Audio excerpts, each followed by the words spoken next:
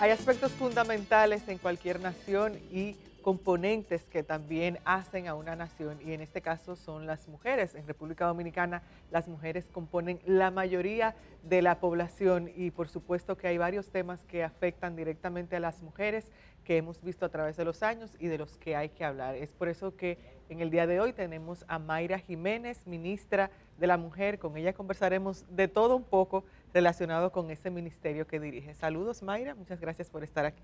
Muchas gracias, Indira. Yo siempre estoy muy feliz de poder compartir con usted en este espacio, pero no puedo negar la felicidad que tengo en la mañana de hoy de que esté justamente con Uchi Lora, ¿no? Una persona a la que yo respeto, admiro y quiero mucho, aunque a veces uno no tiene la oportunidad de decírselo personalmente. Muchas gracias, don Uchi, por todo su servicio desde la comunicación al país. Bueno, por todo lo que usted ha dicho, veo que usted es muy generosa.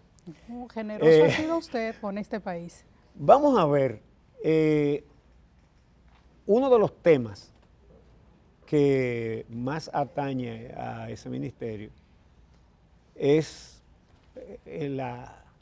la desgracia de la violencia hacia la mujer, que con tanta frecuencia termina en feminicidios.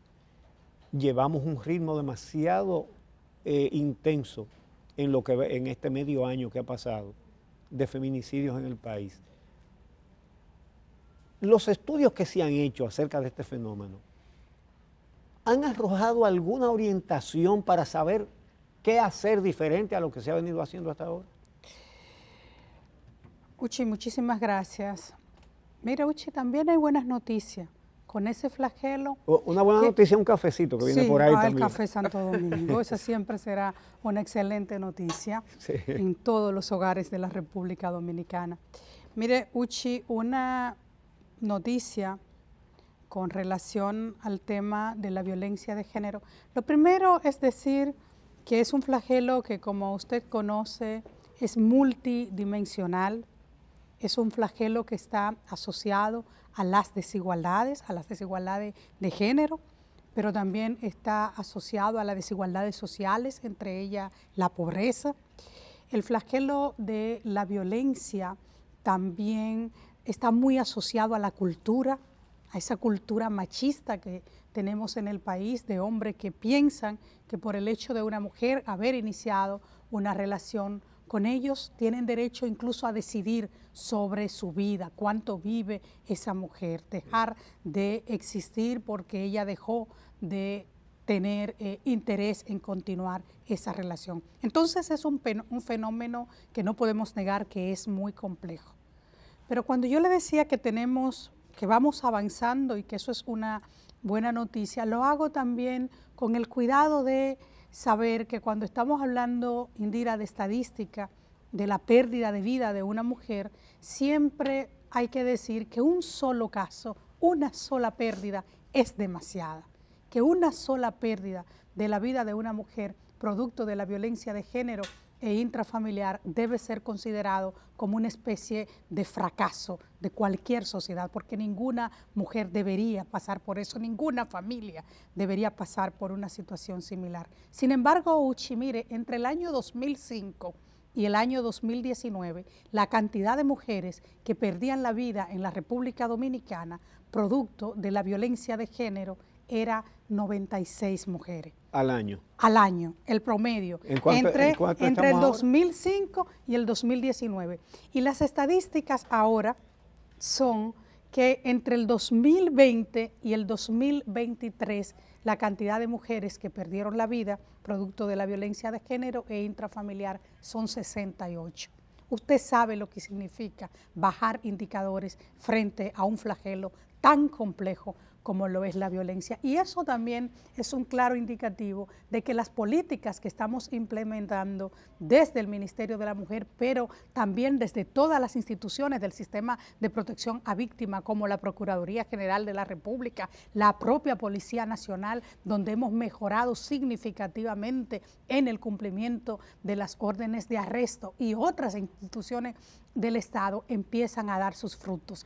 Yo le digo ese dato, como también quiero decirle que cuando nosotros llegamos al gobierno, el cumplimiento de las órdenes de arresto en el país era de alrededor del 5% a nivel nacional. Eso es una cuestión hasta difícil de creer cómo 5% fue la línea base en la que nosotros partimos. Hoy, Uchi, el cumplimiento de las órdenes de arresto en todo el país está en el 86%. Eso también es un cambio muy significativo, pero también el hecho de que ya en este país es historia, el hecho de que a una mujer se le entregue una orden de arresto para que sea ella la que vaya detrás de su agresor, que fueron de las primeras medidas que tomó la procuradora Miriam Germán cuando llega a la Procuraduría a decir no se puede hacer acuerdos en caso de violencia de género, no se le puede entregar a una mujer una orden de arresto para que ella vaya detrás del agresor.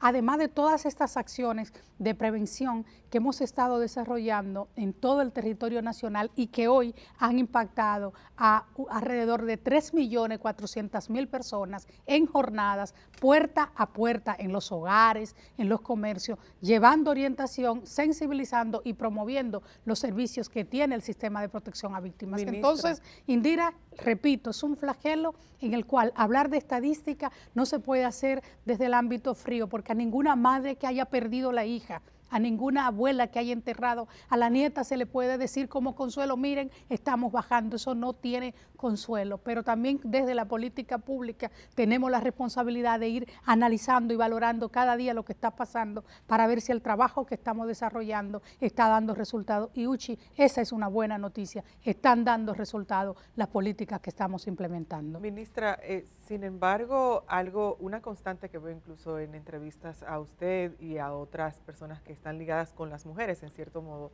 es que continúa esa preocupación de parte de la población sobre el aspecto de los feminicidios. Usted ha ido a diferentes entrevistas y en todas ese aspecto de los feminicidios es sumamente clave, siempre está presente. Entonces, ¿qué falta? Porque a pesar de que usted menciona todas esas acciones que se han tomado, tanto de parte del Ministerio de la Mujer como de la Procuraduría, la Policía, todavía seguimos en República Dominicana con tasas de feminicidios que son comparadas incluso con países que tienen situaciones muy diferentes a nosotros y mucho más graves que las de República Dominicana. Entonces, ¿por qué todavía se sigue debatiendo y cuestionando y todo el mundo se preocupa, obviamente, sobre que tenemos esos casos presentes de feminicidio, entre otras situaciones que afectan directamente a la mujer? Varios factores, y yo quiero iniciar con el que me parece más importante. Indira, Don Uchi, hay cada vez menos tolerancia en esta sociedad hacia la violencia. O sea, el nivel de reacción que tenemos de la población, el nivel de reacción que tenemos desde los medios de comunicación cuando ocurre un caso, no pasaba antes. Y a mí me parece que eso es sumamente importante porque hemos insistido desde el día 1 que llegamos al Ministerio de la Mujer que esta sociedad no puede hacerse cómplice de la violencia de género e intrafamiliar con su silencio o con su indiferencia. Entonces, Indira, esto es un factor importantísimo. Otro factor importante, la forma en que se han incrementado las denuncias. Y a mí me han dicho muchas veces, no, es que hay más violencia, porque miren todas las cantidades de denuncias. Y yo le he dicho, miren, lo que está pasando ahora es que por primera vez nosotros tenemos una campaña desde el gobierno dirigida a que la gente denuncie, con una línea de emergencia, que aprovecho siempre para promocionarla,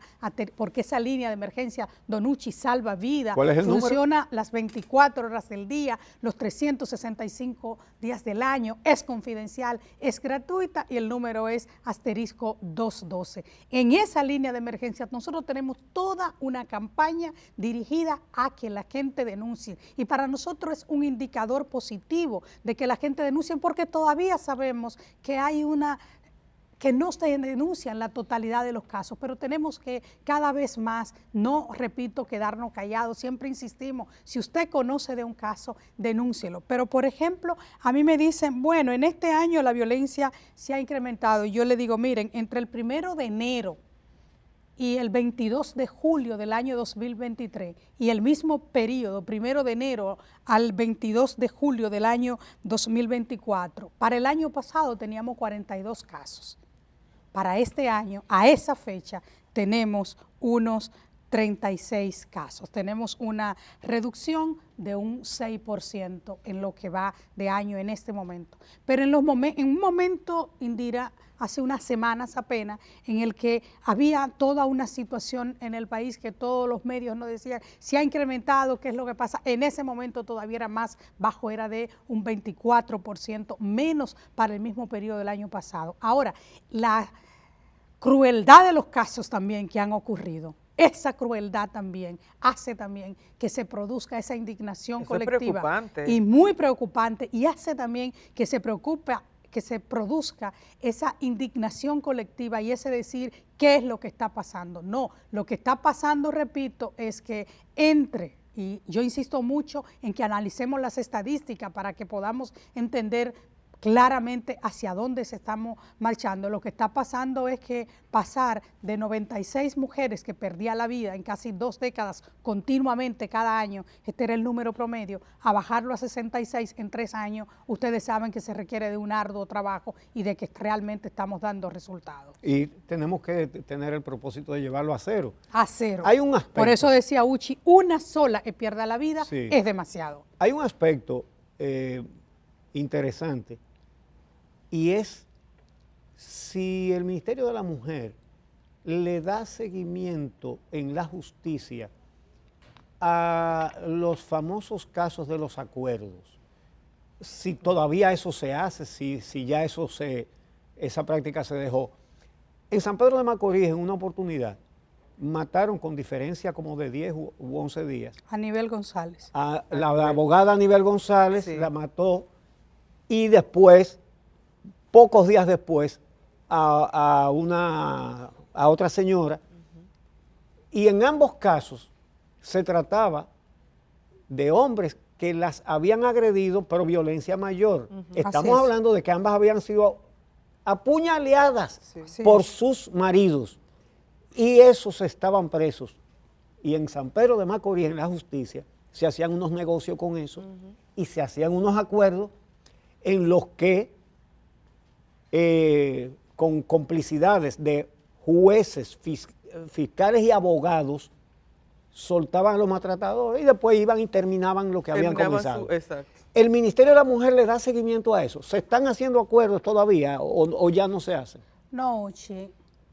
Gracias a Dios y gracias también a la disposición de la procuradora Miriam Germán, ya eso es historia, una triste historia. Yo soy de San Pedro de Macorís, Don Uchi, y fue un caso que yo conocí desde el primer día, desde cuando cuando se conoció de manera pública el nivel de agresión con todas aquellas puñaladas que le dio, que la dejó por muerta, inclusive porque antes de eso ella sufría mucho maltrato, más de 10, mucho maltrato, pero se conoce en ese momento. Y yo quiero decirle sobre ese caso, nosotros compramos un centro para protección a víctimas en el país y lleva el nombre de Aníbal González, porque son de esos nombres que la sociedad no puede olvidar para asegurar que un caso como ese no se repita nunca más. La mató delante de los 2 bebés de ambos. Y cuando él salió de la cárcel, ella se había ido corriendo, pero se enfermó su hijo pequeño y ella vuelve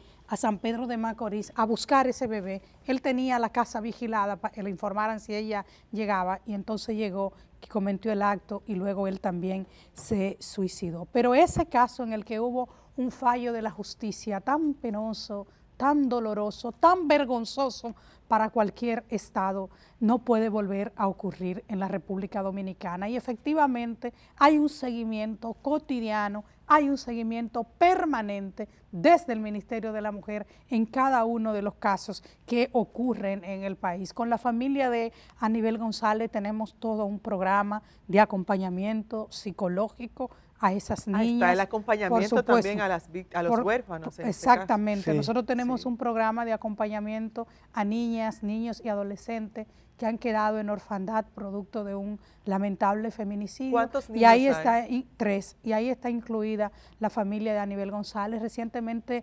se pensionó desde el Estado a la abuela para que esos niños puedan cada vez tener una mayor protección. Ese nombre que lleva el centro de Aníbal González procura eso, que esa muchacha joven, abogada, nunca más alguien tenga que pasar por una situación similar. Yo quiero decirle, Uchi, usted que es un hombre que sigue la historia, un periodista que siempre está muy preocupado porque los hechos históricos se conozcan. Mire, el 25 de noviembre del año 2020, en un acto en el que el gobierno dominicano aprobó el plan estratégico por una vida libre de violencia que hemos estado implementando en estos años. Día de la muerte de las hermanas Mirabal. Día de las muertes de las hermanas Mirabal, que en honor a ella se conmemora. Ese día, que fue la primera conmemoración que tuvimos de esta administración del presidente Luis Abinader, se aprobó en un Consejo de Gobierno ampliado el plan estratégico por una vida libre de violencia.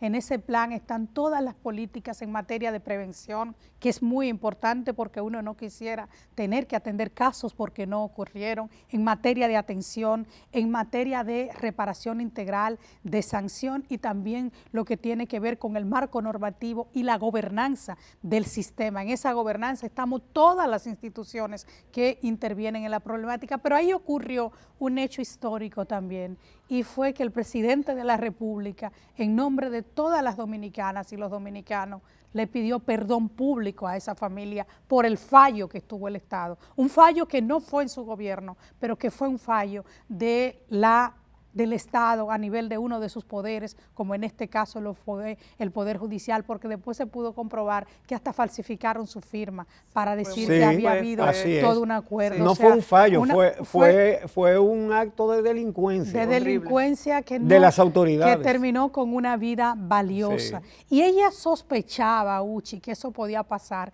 porque Aníbal se la pasó pidiendo que quería que la mandaran al servicio exterior, aunque fuera honorífico, para ella poder salir del país con sus hijas e hijos. Ella estuvo en Washington, en nuestra embajada en Washington en ese periodo, y esa muchacha tuvo una participación en términos del trabajo que estuvo haciendo de esa pasantía de manera destacable, y ella pedía que no la permitieran regresar al país porque ella presentía, ella decía, yo presiento lo que va a pasar. Le debemos a esa familia y a todas las familias dominicanas, a todas las que han perdido las hijas, a las abuelas, a las tías, a las hermanas, al padre, al hermano, al hijo también, porque es que este flagelo afecta a toda la sociedad. Pero yo le puedo a usted, mirándole a los ojos, decir el día de hoy que estamos haciendo todos los esfuerzos desde la política pública, no solo para ir avanzando hacia la disminución de la violencia de género e intrafamiliar, que aspiramos a su total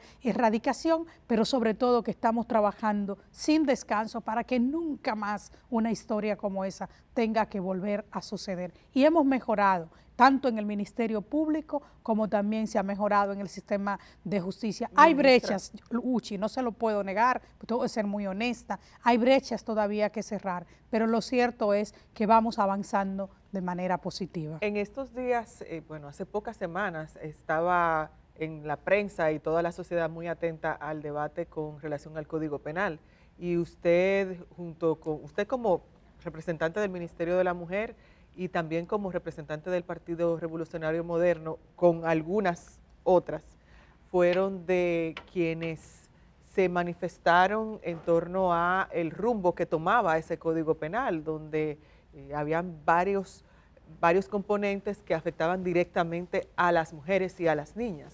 Entonces quisiera, por favor, ministra, que nos comente en torno a ese punto y que también nos diga qué usted espera de cara a una nueva legislatura y de cara a los cuestionamientos que se le han hecho a su partido de una posición que tenía en el inicio, incluso designada en el programa de gobierno de Luis Abinader, y que ahora varió completamente, al menos en el Congreso. Gracias, Indira. Mira, Indira, la posición de mi partido, del Partido Revolucionario Moderno, que la adoptó en el año 2017, ha sido la de un código penal que sea garantista de derechos. Estoy hablando específicamente en lo que concierne a las mujeres. Pero si usted va a los demás partidos políticos, al Partido de la Liberación Dominicana, si usted va al Partido de la Fuerza del Pueblo o a cualquier partido en este país, tiene estatuido como parte de sus lineamientos los derechos humanos de las mujeres. El Código Penal, que ya lleva más de 2 décadas discutiéndose en el Congreso Nacional, ha tenido muchas dificultades para poder aprobarse. Y no ha sido solo por la agenda o por los temas que tienen que ver con los derechos humanos de las mujeres, sino con una serie de temas en lo que la sociedad dominicana exige un código que sea garantista realmente. La posición del Ministerio de la Mujer en lo que tiene que ver con temas como la violación, la propia tipificación del feminicidio, en temas que tiene que ver con las causales de las que tanto se habla y tanto se ha debatido en estos años, es que se necesita un código penal que sea garante de los derechos humanos de las mujeres.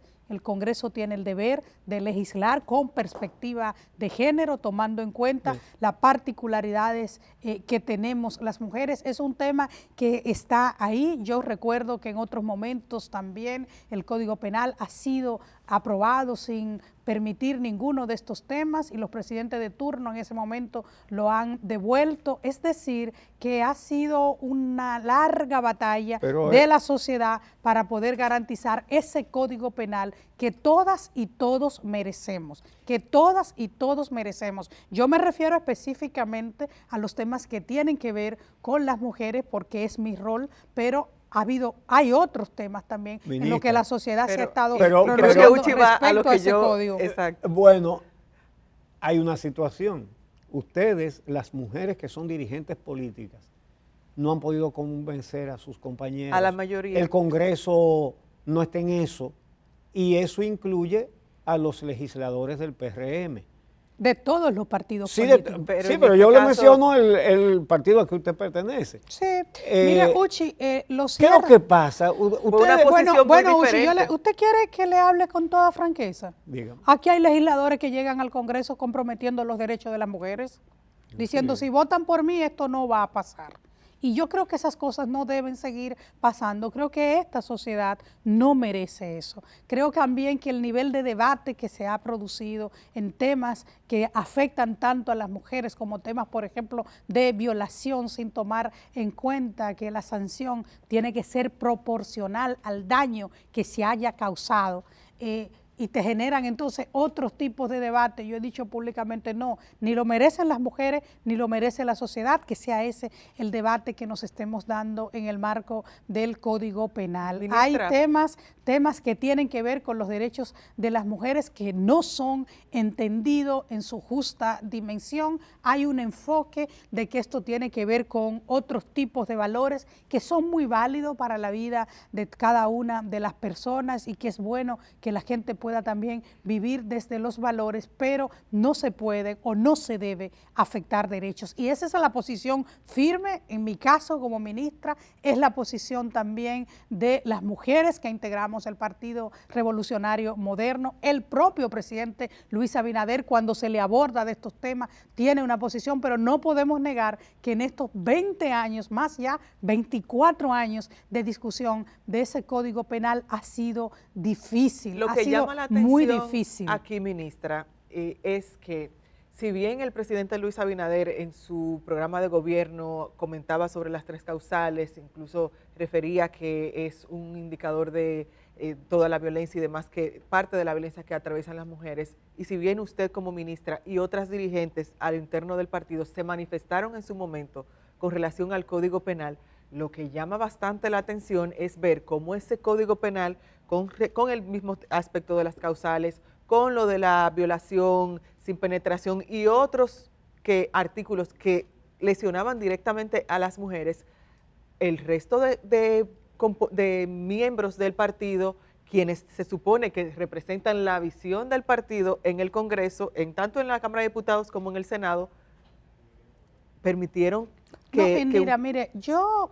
Hay como que un divorcio entre una parte y otra. Yo soy una ciudadana, más allá de las funciones que tengo a cargo, muy consciente del rol de un legislador en el ámbito de fiscalización, en el ámbito de representación y en el ámbito también legislativo. Nunca podemos perder de vista que los legisladores representan a su comunidad, representan al país, porque ellos no legislan solo para su comunidad, pero el Congreso es un poder independiente del Poder Ejecutivo. Y yo he dicho que es un tema de justicia reconocerle a los presidentes que hemos tenido en las últimas décadas en el país, que por ejemplo en ese tema específico de las causales no ha sido por ello que no se ha instituido en el Código Penal, todo lo contrario.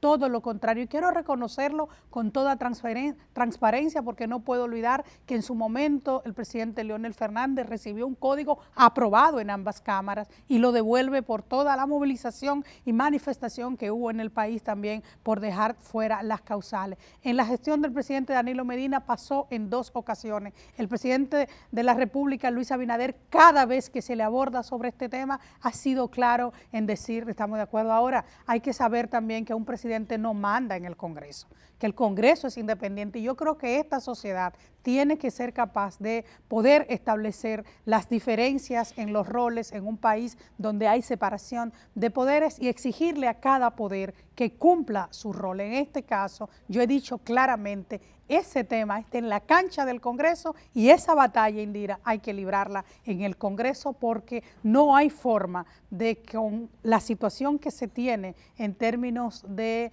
la composición y las posiciones respecto a este tema, que lo resolvamos sin los legisladores, sin las legisladoras. Yo tengo mucha esperanza. Yo creo que hay que tener fe, que hay que tener esperanza en el porvenir. Y yo tengo esperanza en el porvenir con la nueva Cámara que va a entrar, tanto en el Senado de la República como en la Cámara de Diputados. Y sobre todo, insistimos, nosotros no solo trabajamos e impulsamos desde el Ministerio de la Mujer un código penal garantista de derechos, sino que también, don Uchi, nosotros trabajamos con otras normas que el país necesita para seguir ampliando el marco jurídico de los derechos humanos de las mujeres. Son, Indira, 26 iniciativas legislativas que nosotros hemos identificado en el Ministerio de la Mujer que se requiere para robustecer ese marco. Esas iniciativas tienen que ver con ámbitos como la violencia de género e intrafamiliar. Don Luchi, el presidente mandó una iniciativa legislativa al Congreso en diciembre del 2022 y todavía estamos esperando que el Congreso la conozca, la debata y le dé a este país un marco jurídico para enfrentar a la violencia en correspondencia con ese flagelo. Pero también, Indira, tenemos pendiente discutir en el país una ley de cuidados.